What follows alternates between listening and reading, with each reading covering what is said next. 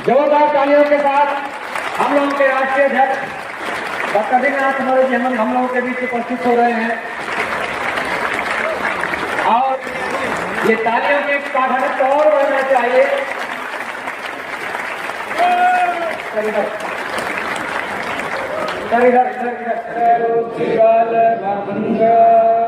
विंध्य हिमाचल यमुना गंगा उच्छल जलधि तरंग तब शुभ नामे जागे तब शुभ आशीष मांगे गाहे तब जय गाथा जनगण मंगलदायक जय हे भारत भाग्य विधाता जय हे जय हे जय हे जय जय जय जय हे भारतवर्ष की भारतवर्ष की भारतवर्ष की। अब आप अपने स्थान पर बैठ जाएं। तो एक जोरदार ताली के साथ उत्सव को महोत्सव में व्यक्त किया।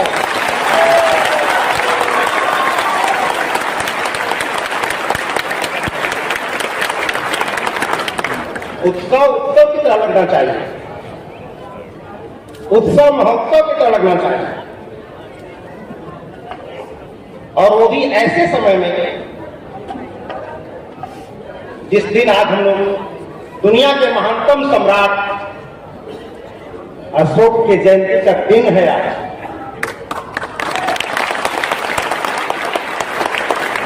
और ऐसे व्यक्ति के उपस्थिति में हम मना रहे हैं जिन्होंने सम्राट अशोक को आजादी के बाद पहली बार इतना बड़ा गौरव प्रदान किया है। राष्ट्रीय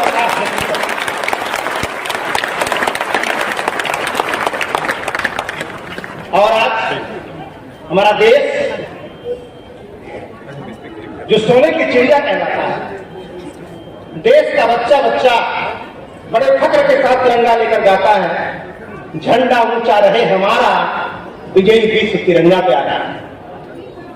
अगर इस राष्ट्रीय ध्वज से केवल अशोक चक्र निकाल दिया जाए तो शायद यह लाइन गाने का गौरव प्राप्त नहीं होगा। अशोक चक्र तिरंगे में है, इसलिए गाना को हम गा पाते हैं, इसलिए बड़ा ही गौरव का क्षण है। और अशोक को पहचानने में हम लोगों ने बड़ा लंबा समय लगाया। और आज हमारे बीच हम सबके मार्गदर्शक, जिनको मैं व्यक्तिगत तौर पर अपना आइकॉन मानता हूं, बिहार प्रदेश के मुख्यमंत्री नीतीश कुमार जी को। इनके पास जो बैलेंस है, इनके बैलेंस का मैं कायल हूं, इनके संतुलन का मैं कायल हूं। पहले बार एक ऐसे इंसान को मैंने देखा कि इनका जो भी निर्णय होता है उसमें स्वाभिमान बहुत पकड़ा होता है।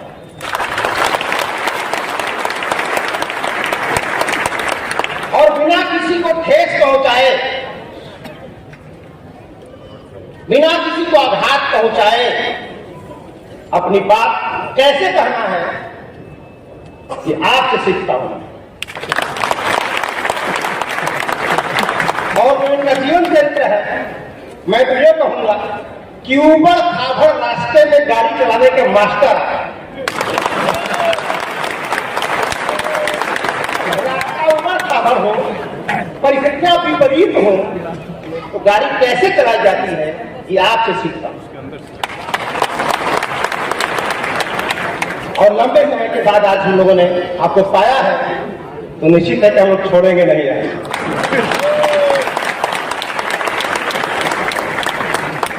और किसी भी देश आज हमारे बीच हम लोग के गुरु राजेंद्र प्रसाद जी, जिनसे हम लोग बहुत सीखते हैं, जो शब्दों का पोस्टमार्टम जो होता है और पोस्टमार्टम करके जब तक पहुंचाते हैं तो निश्चित रूप से आप श्रद्धा के पात्र बन जाते हैं।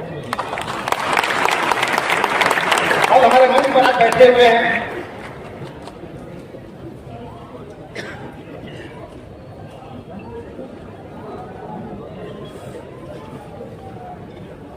बिहार प्रदेश के माननीय मंत्री आलोक मेहता जी, भूमि राजस्व भूमि सुधार विभाग, मैं सम्राट अशोक क्लब की तरफ से आपका तहे दिल से अभिनंदन करता हूँ, स्वागत है। और आज इस मंच की अध्यक्षता कर रहे हैं डॉक्टर दीननाथ मौर्य जी, जो हम लोग के मार्गदर्शक हैं। इनके निर्देशन में हम लोग ये पूरा संगठन काम करता है। आज के इस पावन अवसर पर आपका अभिनंदन, आभार व्यक्त करता हूं। आज हमारे बीच बाबू जगदेव प्रसाद जी का नाम हम लोग सुनते थे, लेकिन उनकी प्रतिनिधि के रूप में आज उनकी सुपुत्री आज हमारे बीच बैठी हुई है, मधु सिंह जी। मैं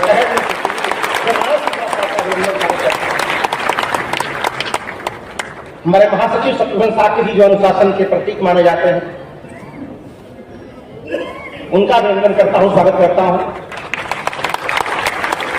और आज हम लोगों का सौभाग्य है कि इस सम्राट अशोक के सिद्धांतों को एक व्यापक रूप देने के लिए हमारे बीच उपस्थित हैं मोहम्मद अनीसुर रहमान कासमी सर। बहुत बहुत अभिनंदन, स्वागत करता हूं आपका। डॉक्टर वीरेंद्र जी हमारे बीच बैठे हैं। इन सारे लोगों का अभिनंदन करते हुए आप सभी का अभिनंदन करता हूं, खासकर अपनी बहनों का और माताओं का, क्योंकि 6 किलोमीटर की यात्रा करके हम लोग धूप में आए हैं। और एक तो माता जी ऐसी इसमें बैठी थी, पता नहीं कहां बैठी, कमर तक झुकी हुई थी, कमर तक झुकी थी, सीधा नहीं चल पा रही थी। लेकिन इतने 6 किलोमीटर की यात्रा को कंप्लीटली तय किया। और जहां भी बैठी है उनका अभिनंदन करता हूं। कहां बैठी, आपको देख के प्रेरणा मिल रही, जब ये चल सकती है तो हम लोग क्यों नहीं चल सकते। तो मैं चाहता हूं कि स्पेशल तौर पर उस मां के लिए यहां बैठी हो, आप सबके लिए जोरदार ताली होनी चाहिए।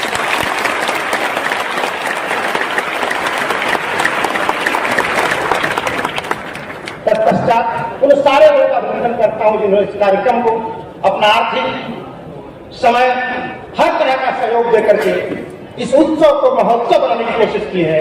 उन सबका मैं तहे दिल से आभार व्यक्त करता हूं।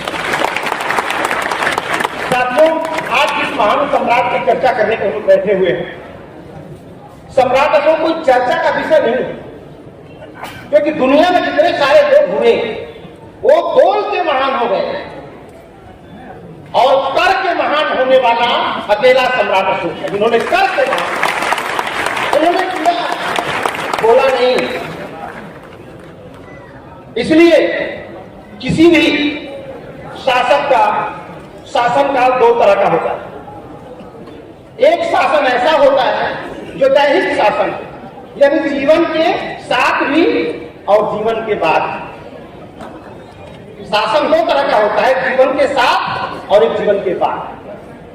ऐसा जीवन कि जब तक शासक जिंदा अपने देह के द्वारा जो शासन करता है, और जब तक उस देश के शासन करता है तब तक उनका दैहिक शासन माना जाता है। लेकिन उनके नहीं रहने के बाद भी उनके विचारों का प्रवाह जब तक चलता रहता है तब तक उस व्यक्ति का शासन होता है। तो सम्राट अशोक दुनिया में ऐसे शासक हैं जो जीवन के साथ भी और जीवन के बाद भी शासन कर रहे हैं। जब तक वो जिंदा थे अपने देश से शासन किया और दुनिया का कल्याण किया, लेकिन आज वो नहीं है। जब नहीं है फिर भी हमारे देश में जो राष्ट्रीय ध्वज है उसमें चक्र है, और जो देश की राजमुद्रा है उसमें अशोक स्तंभ का शीर्षक है। तो इस देश की राजमुद्रा में अशोक स्तंभ और राष्ट्रीय अशोक चक्र इस बात का प्रमाण है कि सम्राट अशोक का शासन, उनके विचारों का प्रभाव आज भी देश में। लेकिन अफसोस की बात है कि हम लोगों ने राष्ट्रीय मुद्रा में अशोक स्तंभ को स्वीकार कर लिया, अपना लिया, राष्ट्रीय ध्वज में अशोक चक्र को अपना लिया। तो अशोक चक्र तो हमने अपनाया, लेकिन अशोक के चरित्र को आज तक नहीं अपनाया। अगर अशोक का चरित्र अपनाते तो शायद हमारे पड़ोसी देश आज हमारे दुश्मन नहीं होते। क्योंकि जिसने पूरी वसुधा को अपना परिवार मान लिया, इन्होंने ये कह दिया कि समस्त प्रजा हमारी संतान है, और संतान जब कह दिया तो क्या बच गया? आप किसी को अपना बेटा स्वीकार कर लेते हो तो क्या बच जाता है? अपने बेटे के लिए जो करना है आदमी करता है। तो जब जिस राजा ने पूरी समस्त प्रजा को अपना संतान मान लिया, बोला कि जैसे मैं अपने बेटे को सुखी देखना चाहता हूं, समृद्ध देखना चाहता हूं, उस तरह पूरी प्रजा को मैं सुखी देखना चाहता हूं। और फिर कहा ही नहीं, ये करके दिखाया। इसलिए दुनिया में लोक कलाकारी शासन की जो परिकल्पना है वो सबसे पहले सम्राट अशोक ने की। और लोक कल्याण, बहुत सारे लोग कहते हैं जन कल्याणकारी करना। सम्राट अशोक जन कल्याणकारी शासक ही नहीं थे, वो लोक कल्याणकारी शासक थे। और लोक कल्याण में जीव जंतु सब आ जाते हैं। और बाद में आजादी के बाद हमारे देश का संविधान है, एक्चुअल में वो सम्राट अशोक के विचारों का ही दस्तावेज है।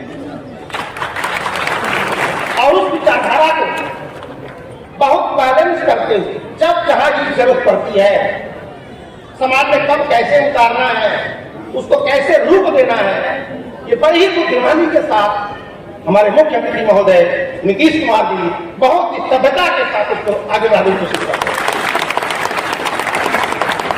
आज हम लोग आप यहाँ बैठे हैं, हमको बड़ी खुशी है कि एक जमाना था सम्राट अशोक को कोई जानता नहीं। इसी पाटलिपुत्र राजधानी, हम भारत के लोग हैं, हम तो खुद ही सबको बता रहे थे कि पाटलिपुत्र है कहां, इसकी खोज किसने किया? वो भारत के लोगों ने नहीं किया। लंदन में बैठ के, जिसकी चर्चा अभी राजन सर कर रहे थे, वाडेल साहब लंदन में बैठा व्यक्ति सोच रहा था कि राजधानी कहां है, वो क्लासिकल कैपिटल कहां है, अब कहां खोजो? तो जो का शहर दुनिया में उपलब्ध थे, यात्रियों के फायम के वेल सांकेतिंग के, उन सारे रिकॉर्डों में गया से दूरी कितनी है, कुशीनगर से दूरी कितनी है, और जगहों से दूरी कितनी है, वो सब लिखा था। और सारी दूरियों के हिसाब से उसने पूरे नपवाया अपने अधिकारियों के माध्यम से। और नपवाने के बाद जब यह तय हो गया कि यही वो पाटलिपुत्र है जहां अशोक शासन करते थे, आपको बताऊं तो लंदन का व्यक्ति अपना पूरा मत निकाल दिया है।